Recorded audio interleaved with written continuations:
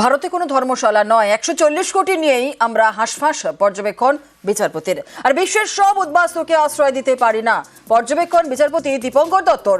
শ্রীলঙ্কার এত তামিলের আবেদন খারিজ সুপ্রিম কোর্টে। বিশ্বের জন্য ভারত ধর্মশালা নয়, পর্যবেক্ষণ বিচারপতির।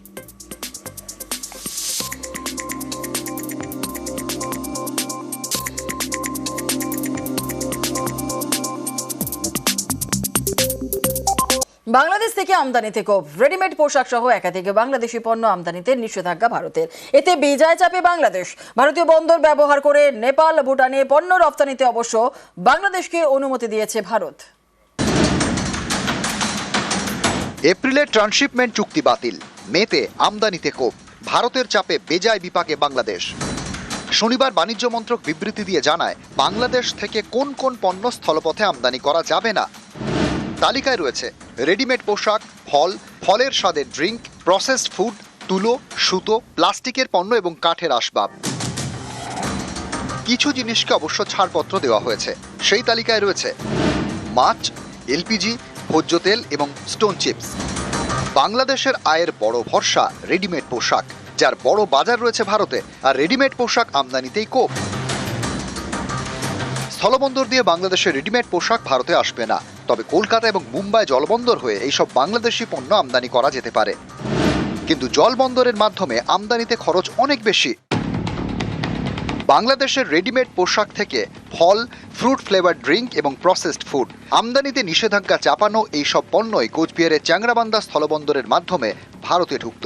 কেন্দ্রীয় সরকারের আমদানি নিষেধাজ্ঞার পরে উত্তরবঙ্গের এই বন্দর প্রায় ফাঁকা, অনেকেরই হাতে কাজ নেই। আমরা অনেক বড় চিন্তায় আছি। 1200 শ্রমিক আছে এখানে, শ্রমিকদের একদম রোজি রোজগারে অনেক সমস্যা হবে, সংসার চালানো মুশকিল হয়ে যাবে।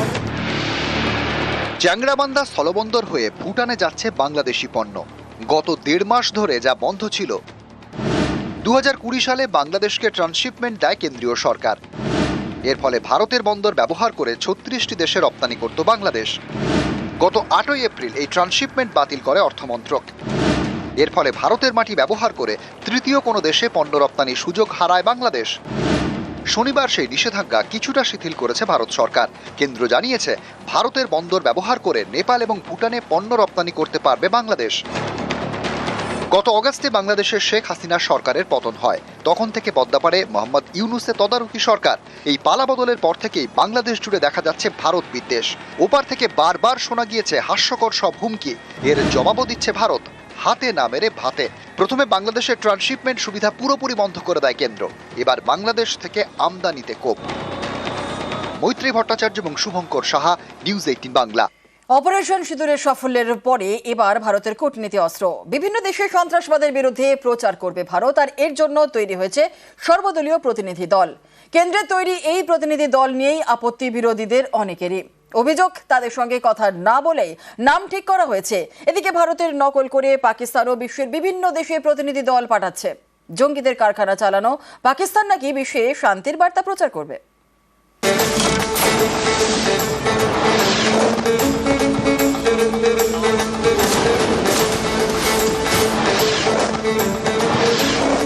অপারেশন সিঁদুর, সন্ত্রাসবাদের বিরুদ্ধে ভারতীয় সেনার সফল অভিযান।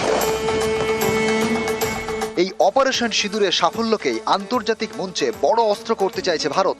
পাকিস্তানের লাগাতার জঙ্গিদের মদত দেওয়া এবং সন্ত্রাসবাদের বিরুদ্ধে ভারতের অবস্থান বিশ্বে প্রচার করা হবে। 33টি দেশে যাবেন ভারতের 59 জন প্রতিনিধি। 7টি প্রতিনিধি দল অপারেশন সিঁদুরের সাফল্য তুলে ধরবেন। শাসক বিরোধী মিলিয়ে সর্বদলীয় প্রতিনিধি দল। এই প্রতিনিধি দলের তালিকা শনিবার প্রকাশ করে কেন্দ্র। তালিকায় নাম রয়েছে মিমের সাংসদ আসাদুদ্দিন ওয়াইসের, শিবসেনা উদ্ধব শিবিরের সাংসদ প্রিয়াঙ্কা চতুর্বেদী, কংগ্রেস সাংসদ শশী থারুর, পশ্চিমবঙ্গ থেকে বিজেপি রাজ্যসভার সাংসদ শ্রমিক ভট্টাচার্য এবং বহরমপুরের তৃণমূল সাংসদ ইউসুফ পাঠানের। কেন্দ্রের তৈরি এই তালিকা নিয়ে একাধিক বিরোধী দল আপত্তি জানিয়েছেন। তাদের প্রশ্ন, কোনো দলের সঙ্গে কথা না বলে কেন্দ্র কিভাবে এই তালিকা তৈরি করলো? They cannot decide the members' name from their own. It is not their choice. It is the choice of the party. If they request me to send someone, we will decide the name. Party ki to jana to hai mother party ki. Parliamentary party, parliament e je বিলগুলো আসে আলোচনা করে, আর parliamentary পার্টিরও দুটো হাউসের লোকসভা রাজ্যসভার chairman আমি, অথচ আমাদের কখনো জানানো হয় না। আমাদের জানালে আমরা নিশ্চয়ই নাম দেবো, কেন দেবো না? সুতরাং এটা নিয়ে বিতর্কের কোনো ব্যাপার নেই। We are fully with the government. अगर कांग्रेस सांसदों का शामिल होना जरूरी था, आप पार्टी के नेताओं से बात कीजिए कि ये तय किया गया है कि आपके पार्टी की ओर से सांसद जोड़े जाएंगे। आपके कितने नाम है? 3 नाम है, 4 नाम है, 5 नाम है, आप दीजिए। हमारी राजनीति पार्टियों के आधार पर है ना, पार्टी सरकार बनाती है, सरकार पार्टी नहीं बनाती। तो आपने पूरा उस पर प्रश्न चिन्ह लगा दिया।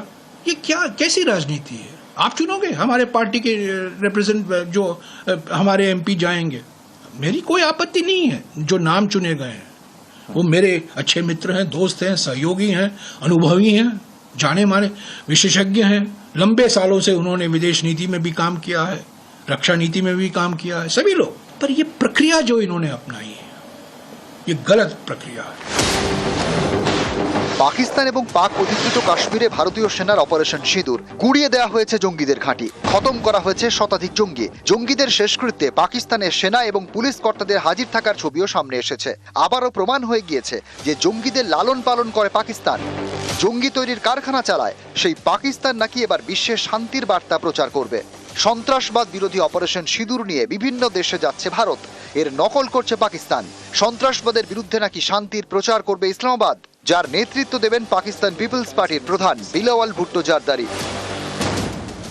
রবিবার তিনি ফেসবুকে লেখেন, প্রধানমন্ত্রী যোগাযোগ করেছেন সন্ত্রাসবাদের বিরুদ্ধে বিশ্বমঞ্চে শান্তি বার্তা পাঠাতে এবং পাকিস্তানের বক্তব্য তুলে ধরতে একটি প্রতিনিধি দলকে নেতৃত্ব দেওয়ার অনুরোধ করেছেন শাহবাজ শরীফ। এই দায়িত্ব পেয়ে গর্বিত এবং সম্মানিত, কঠিন সময়ে পাকিস্তানের সেবার জন্য প্রতিশ্রুতিবদ্ধ। মুখে কত ভালো ভালো কথা, কিন্তু কাজের বেলায় সেই জঙ্গিদের মদত। অপারেশন সিঁদুরে জোর ধাক্কা খেয়েছে ইসলামাবাদ। এখন মুখ বাঁচাতে ভারতের দেখাদেখি পাকিস্তানও বিশ্বমঞ্চে প্রতিনিধি দল পাঠাচ্ছে। নিউজ 18 বাংলা। পাক দূতাবাসের আড়ালে আইএসআই এজেন্ট জোগাড়ের কাজ। হরিয়ানার নুহ থেকে গ্রেফতার হওয়া পাক চরের বয়ানে চাঞ্চল্যকর তথ্য। হরিয়ানা থেকে আরেক ধৃত নমন ইলাহি, তার সঙ্গে আইএসআই হ্যান্ডেলারের চ্যাট প্রকাশ্যে। मैं 2018 में पाकिस्तान एम्बेसी गया था अपना वीज़ा के लिए। मेरा पासपोर्ट दे दिया वापसी और नंबर जो है फार्म पर लिखा है, नंबर ले लिया मेरा उसने। वीज़े के लिए जो कोई बंदा रहे ना, तो उससे किसी से 8,000 10,000 ऐसे पैसा कहे करे और बंदा भेज दे करे। जब मैं वीज़ा के लिए गया तो अब तो कुछ हमारे लिए कुछ करना पड़ेगा और उसके लिए हम तुझे लाखों रुपये देंगे। পাক দূতাবাসের আড়ালে ইসলামাবাদের কালো মুখ। সোমবার হরিয়ানার নৌ থেকে গ্রেপ্তার করা হয় পাক চরকে। পাক চর তারিফের চাঞ্চল্যকর বয়ান। मैं 2018 में पाकिस्तान एम्बेसी गया था अपना वीज़ा के लिए। मेरा पासपोर्ट दे दिया वापसी और नंबर जो है फार्म पर लिखा है, नंबर ले लिया मेरा उसने। वीज़े के लिए जो कोई बंदा रहे ना, तो उससे किसी से 8,000 10,000 ऐसे पैसा कहे करे और बंदा भेज दे करे। जब मैं वीज़ा के लिए गया तो अब तो कुछ हमारे लिए कुछ करना पड़ेगा और उसके लिए हम तुझे लाखों रुपये देंगे। রবিবার ধৃত পাকচর জ্যোতি মালহোত্রা ঘনিষ্ঠ আরমান। তার বিরুদ্ধে ছিল অপারেশন সিঁদুরের তথ্য পাকিস্তানে পাচারের অভিযোগ। সোমবার নৌ থেকে গ্রেপ্তার করা হয় তারিফকে। পাকিস্তানের গুপ্তচর এই অভিযোগে শনিবার গ্রেপ্তার 6 জন, তাদের মধ্যে অন্যতম ইউটিউবার জ্যোতি মালহোত্রা।